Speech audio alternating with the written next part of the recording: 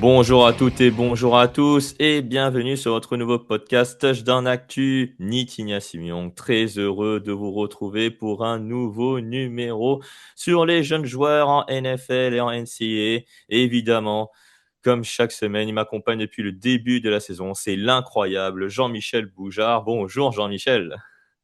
Bonjour Diti, bonjour tout le monde, j'espère que tout le monde va bien. Allez, let's go, encore un bel épisode. Et toi, est-ce que ça va? Oui, C'est oui, bientôt les impeccable, playoffs. tout va bien. Et oui, c'est la dernière ligne droite pour décerner les vainqueurs en NFL et en NCAA également, parce que la NCAA va revenir dans notre programme, contrairement à la semaine dernière. Jean-Michel, le programme que je te propose, c'est un programme spécial coureur, spécial running back, avec Jahmyr Gibbs des Detroit Lions et Bucky Irving des Tampa Bay Buccaneers, qui sont tous les deux qualifiés pour les playoffs. On parlera notamment de leur saison 2024 à ces deux joueurs. Et puis en NCAA, il va jouer dans quelques heures. C'est Trevion Henderson, le running back d'Ohio State, qui va affronter les Longhorns de Texas. Jean-Michel, est-ce que ça te va comme programme? Impeccable. Allez, on y va. It's time, baby! Make it special tonight! Make tonight special! It's our night, and it's our division. It's our time to go win it. We're gonna start fast and finish strong. Et on commence avec donc le running back des Lions de Détroit, Jahmyr Gibbs, Jean-Michel Jahmyr Gibbs, qui a fait une saison 2024 incroyable avec les Lions de Détroit en termes statistiques. Mais on va tout d'abord revenir sur son dernier match de la saison régulière, un match à 4 touchdowns face aux Lions de Détroit où il a assumé la grosse charge des portées sans David Montgomery. Oui, c'est ça, c'était le duo, hein, Sonic and Knuckles, voilà, un duo bien complémentaire, Montgomery qui est un peu plus costaud et puis Jahmyr Gibbs qui est un petit peu plus vif. Mais du coup, ben, ils ont augmenté un petit peu son nombre de portées, il en a eu 23 et il s'est très très bien débrouillé au sol et puis comme toujours, parce que ça c'est pas une surprise, il a aussi apporté dans le domaine aérien. Et oui, 139 yards, 3 touchdowns, 31 yards, 1 touchdown. Ça fait donc 4 pour lui lors de ce match, ce qui fait 16 au total à la course pour Jahmyr Gibbs et 20 sur l'ensemble de la saison pour 1412 yards aussi et 250 courses en 2024. Sa saison, clairement, en 2024, c'est déjà beaucoup mieux en termes statistiques, mais même dans l'impression générale, on a l'impression qu'il bonifie encore plus le travail de sa ligne offensive. Mais il n'y a pas que la ligne offensive, Jean-Michel. Il y a aussi son travail, clairement, qui est à saluer et sa progression, notamment sur la vision de jeu. Qu'est-ce qu'il a amélioré en plus par rapport à sa saison rookie? Ben, je pense qu'il a gagné en expérience et à savoir prendre la bonne brèche, y compris à l'intérieur. Parce que c'est pas un running back très costaud. Voilà, on parlait de David Montgomery qui lui l'est davantage. Donc c'est vrai que l'année dernière, on le voyait surtout s'échapper par l'extérieur. À l'intérieur, c'était parfois un petit peu plus compliqué. Ben maintenant, il arrive aussi à le faire. Il arrive aussi à le faire. C'est pas qu'il a gagné en masse musculaire tellement, mais c'est surtout qu'il est plus intelligent. Il voit des petits espaces, y compris à l'intérieur. Il arrive à se faufiler. C'est fou quand même cette tendance de voir certains joueurs arriver à se faire tout petits. Ils se font tout fin, tout petit, tac, tac, tac, hop, ils sont passés. Et puis en fait, quand tu le vois en vrai, ben, même si c'est pas un monstre physique, mais je veux dire quand même, c'est un joueur de football américain, il est costaud. Mais sur le terrain, il arrive à se faire tout petit, à se faufiler. Et puis une fois qu'il est passé, alors là, vas-y, va le rattraper, va, va. Va le rattraper, va le plaquer, mettre au sol, parce que mettre au sol aussi, c'est difficile, hein, parce qu'il a quand même aussi augmenté le pourcentage des yards après contact aussi lorsqu'il se fait contacter la première fois. On va revenir sur son parcours, Jean-Michel, parce que Jahmyr Gibbs, il a été quand même choisi au premier tour de la draft. Ce sera peut-être une tendance cette année, en 2025, en avril prochain, qui sait. 12e choix par les Lions de Détroit. Quelle était ta réaction après sa sélection par les Lions de Détroit, sachant que c'était le premier choix de Détroit à cette draft 2023? Ah, très surpris. Je pense, comme tout le monde, j'ai été très surpris. Parce que Jahmyr Gibbs, il a fait trois superbes saisons universitaires, enfin surtout les deux dernières, mais même trois, je veux dire trois. Donc c'était un Bon, joueur c'est pas mal les excellent, trois. pas de problème.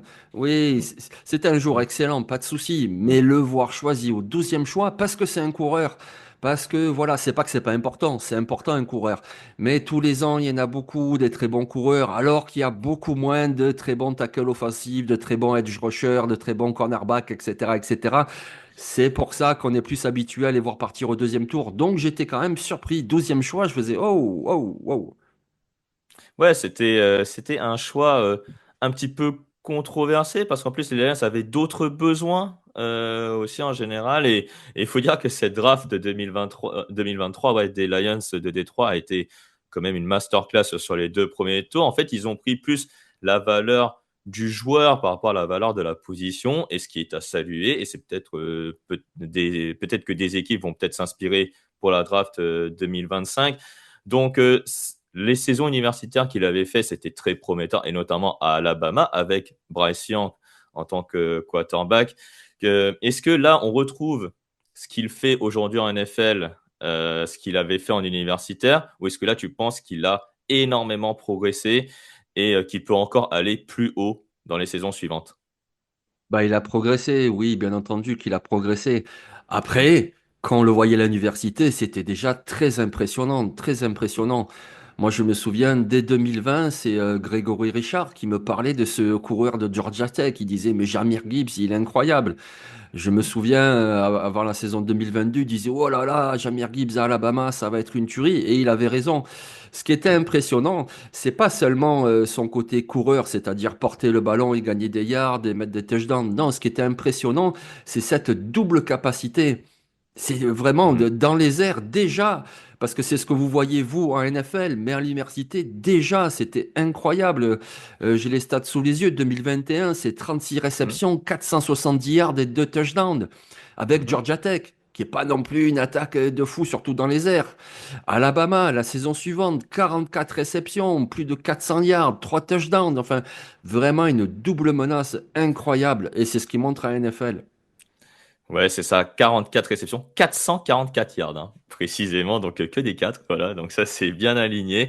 Là, ils vont jouer les playoffs, donc ils auront une semaine de repos, les Lions, avant la semaine prochaine et leur adversaire bah, qu'on attend bah, à partir du week-end prochain. David Montgomery va revenir, est-ce qu'on va retrouver un Jahmyr Gibbs plus intermittent ou tu penses qu'il aura la même charge que les dernières semaines de saison régulière, c'est-à-dire des plus de 18 portées, 20 portées, ou alors il retrouvera sa charge habituelle, 15 à 17 portées en moyenne. Oui, voilà, moi je pense que c'est bien quand c'est équilibré comme ça, parce que quand tu regardes toute sa saison, généralement c'est toujours voilà entre 12 et 15 portées, parfois un petit peu plus, il a fait quelques matchs à 19, 20, etc. Mais je Mm. pense que c'est bien de le laisser là, surtout qu'en plus à chaque match, il va te faire 4, 5, 6 réceptions. Donc c'est très très bien de partager les portées. De toute façon, David Montgomery est efficace également, donc il doit avoir également ses portées. Et ensuite, tu fais courir et dans le jeu aérien, tu ajoutes aussi Jahmyr Gibbs. Donc je pense que ça va équilibrer un petit peu. Oui, bah, très bien. Donc, on verra que peut-être le même visage qu'on voit en saison régulière est peut-être encore de manière plus impressionnante pour les Lions de Détroit avec Jahmyr Gibbs, donc leader des touchdowns à la course, enfin co-leader avec Derrick Henry et James Cook Et si tu des permets Buffalo juste Bills. un dernier mot, Oui? tu vois, on Ah bah parlait de sa vas-y. capacité, on parlait de sa capacité en réception. Quand on regarde Mm, les matchs qu'il a fait cette année avec mm, Détroit, c'est quand même mm. incroyable. Attends une seconde, tu as un, 2, Ouais, 3, 4, 5, 6, 7, 8 matchs où il a capté tous les ballons lancés en ses directions. ouais. Ah oui. 8 Mm, matchs avec 100% des réceptions. Donc mm. voilà, ça te pose vraiment le bonhomme. Alors, ok, je veux bien, c'est un coureur, on ne parle pas d'un tracé sur 20 yards, etc. C'est souvent des passes écrans, des passes courtes. Ok, je veux bien, mais tu lui envoies le ballon et il attrape. Et une fois qu'il a attrapé, il gagne des yards. Non, c'est un monstre, un monstre. Et puis, dernier mot sur lui, il perd très peu le ballon. Seulement un fumble perdu. Donc, la Pouah, sécurité, c'est très important, hein. C'est vraiment exactement. impressionnant hein, ce qu'il fait, hein. C'est vraiment impressionnant et je suis d'accord avec toi. Il est vraiment fiable, quoi, que ce soit dans les courses ou dans les réceptions. Et c'est pour ça qu'il a été pris par les Lions, son 12e choix. Et comme tu le disais très bien, cette sélection, finalement, n'est pas si mauvaise que ça. Elle est même très, très bonne. Donc, on a terminé avec Jahmyr Gibbs. On va passer à notre running back rookie.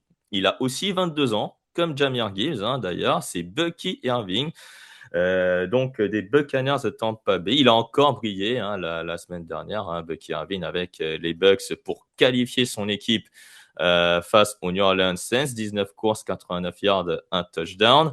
Qu'est-ce qu'on peut penser de son match face aux Saints, mais aussi de sa saison en global, Jean-Michel? Ah, superbe saison, hein, je veux dire. Moi, je vous renvoie à un article, le podcast que j'ai Hmm. écrit, voilà, la preuve par deux, parce que il fait vraiment, pour un rookie, une saison incroyable. Et pourquoi la preuve par deux? C'est parce que, ben, comme Jahmyr Gibbs, il apporte au sol et il apporte aussi dans les airs. Et c'est ça qu'on demande à un running back de nos jours. Donc, et il l'a fait. Et il l'a fait. Une équipe de Tampa Bay qui avait le pire jeu au sol en 2023 et qui se retrouve avec un très bon jeu au sol en 2024. Ben voilà, ouais, c'est pas un hasard s'ils sont qualifiés pour les playoffs. Ah ouais, c'est vrai que là, les Buccaneers sont bien remontés dans la hiérarchie, dans les attaques, on va dire, au sol. Tu le disais avec Jahmyr Gibbs en réception, parce que là, j'ai les stats aussi sous les yeux de réception. Il est visé 52 fois, lui, il a attrapé 47 ballons. Donc, c'est Ouais, encore mieux que Jahmyr Gibbs, 392 yards. Donc là, il est running back numéro 1 avec les Buccaneers, on peut le dire clairement, hein, là, puisque Rashad White maintenant est rétrogradé, on va dire, en running back numéro 2. Est-ce que tu penses qu'à l'avenir, il peut assumer ce statut donc, de running back numéro 1? oui, oui, sans problème, sans problème, sans problème, parce que il court à l'extérieur, il court plein centre, et en plus il attrape les ballons, donc oui, c'est un numéro un. Après, la particularité du poste de coureur, c'est qu'il faut toujours un comité, toujours, parce que c'est très fatigant. Je veux dire, hormis quand tu vas au bout, chaque action d'un running back, ça se termine par un choc. Donc forcément, à chaque match, tu en prends des chocs. Si tu as 20 portées, allez, mettons que tu mets 2 touchdowns, ben 20 portées, ça veut dire que tu as 18 chocs. Donc, tu es obligé d'alterner. Donc, c'est important aussi d'avoir un numéro 2 et même un numéro 3. Donc, voilà, c'est pas pour dévaluer Rashad White ou les autres. Mais numéro un, oui, parce que c'est lui qui doit être le plus utilisé et oui, il a les épaules pour le faire. Non, parce que tu sais pourquoi je te dis ça? Parce que en début de saison, il fait allez, entre 9 et 10 portées, tu vois, par match. Et là, les derniers matchs, il est passé à une charge à plus de 15, 17, 18 portées, 20 portées contre les Panthers. Il a fait même 25 lors du pré-match contre les Panthers.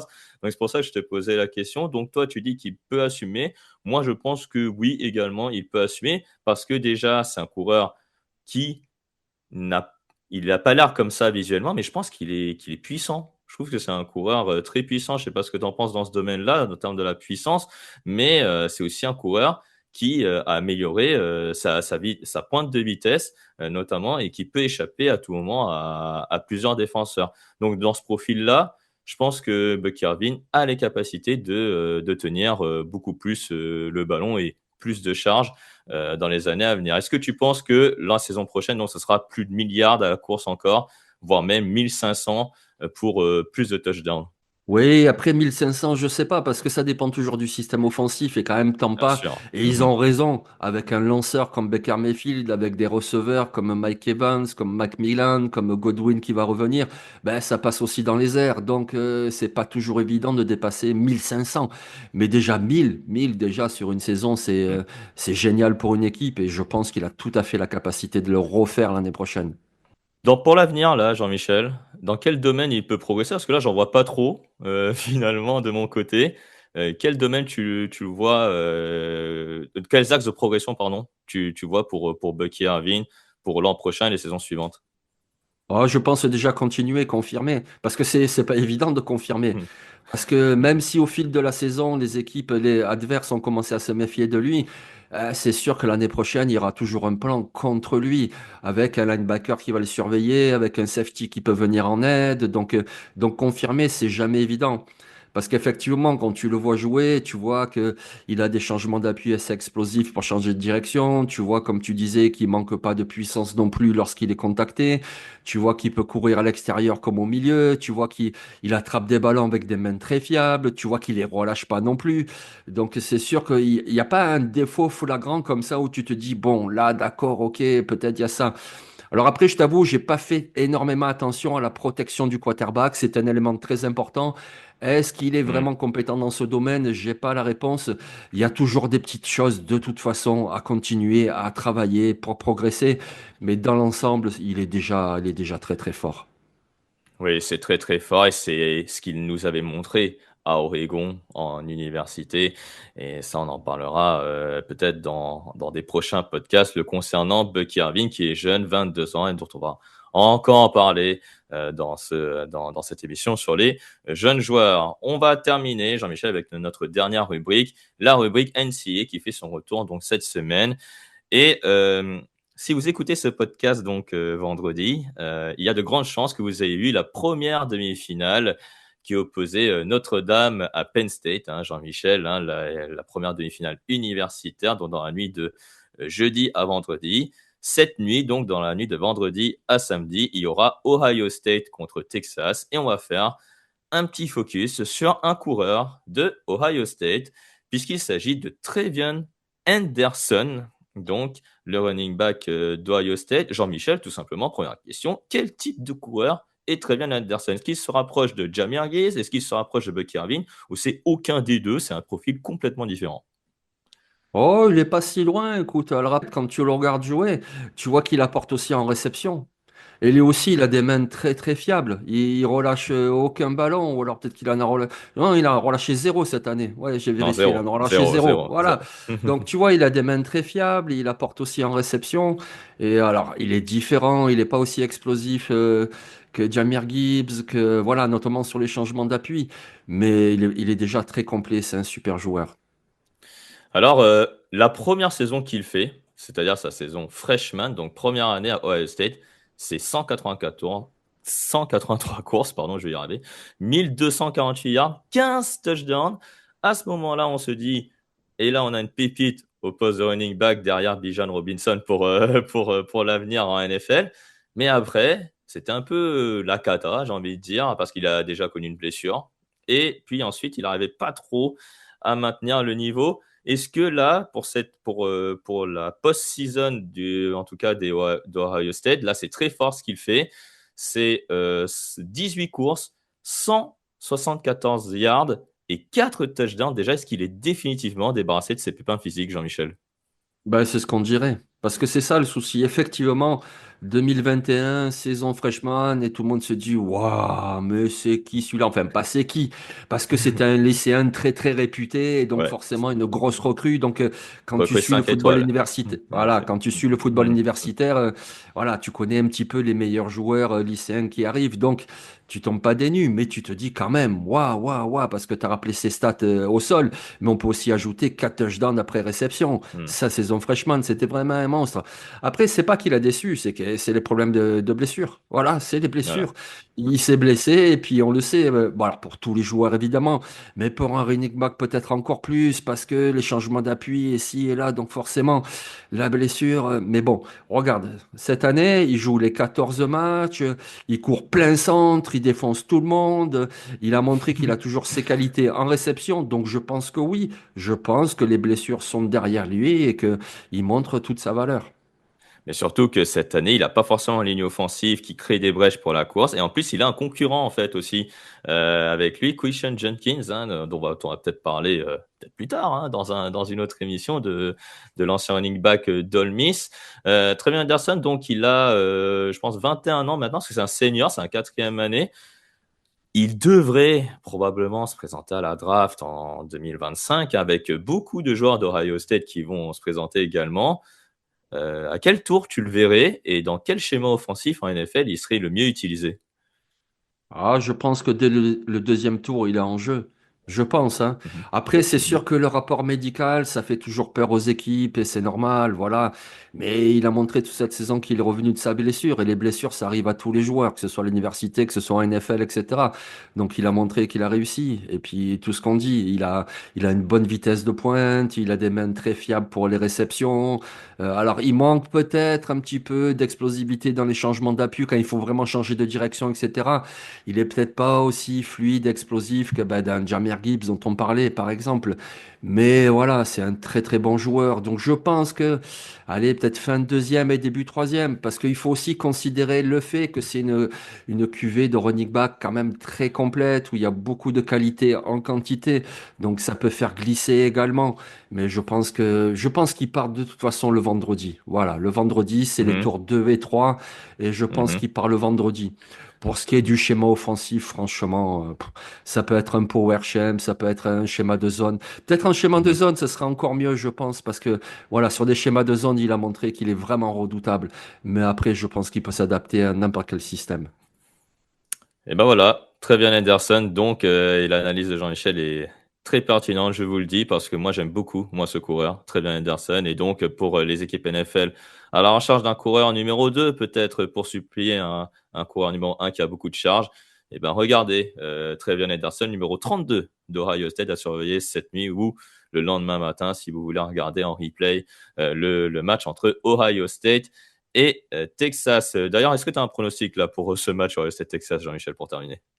Ah, je pense qu'Ohio State, ils sont quand même très, très impressionnants et ça fait peur, hein. Hmm. Moi, avant le début des playoffs, j'avais dit finale 100% Big Ten. Voilà. Mhm. Donc, je savais pas qui de Ohio State et Oregon allait passer. Bon, ben, c'est Ohio State. Et de l'autre côté, c'est Penn State. Donc, je pense que, voilà, Ohio State, Penn State en finale universitaire, ça serait pas mal. Ah, ça serait très bien même, hein. Ouais. Il faut dire, la conférence Big Ten, c'est l'une, voire la meilleure conférence hein, de la NCAA. Ah, Ça, la meilleure. en deux Cette année, termes. c'est la meilleure. Il n'y a pas de problème. Hmm. Il n'y a pas de problème. Bah, en tout cas, Jean-Michel, bah, merci beaucoup d'avoir été à mes côtés hein, pour ce podcast. Ben, merci Niti et bon week-end à tout le monde, hein. Il y a beaucoup, beaucoup de bon football ce week-end, donc Et régalez-vous. ouais, et oui, les playoffs qui arrivent en NCAA, donc, mais aussi en NFL. Je rappelle que vous pouvez nous soutenir sur Tipeee. Voilà, vous pouvez laisser une petite note et puis des petits et vous pouvez gagner quelques petits goodies. Voilà, lorsque vous laissez un petit pourboire pour nous, les collaborateurs. Toute l'actualité de la NFL, c'est sur touchdownactu.com. Et n'oubliez pas aussi que les playoffs NFL, c'est aussi sur W9 dans la nuit de samedi à dimanche. Il y aura le match entre les Steelers de Pittsburgh et les Ravens de Baltimore avec Alain Maté, Grégory Richard, il me semble, aux commentaires. Merci beaucoup Jean-Michel, merci tout le monde. À bientôt. Salut.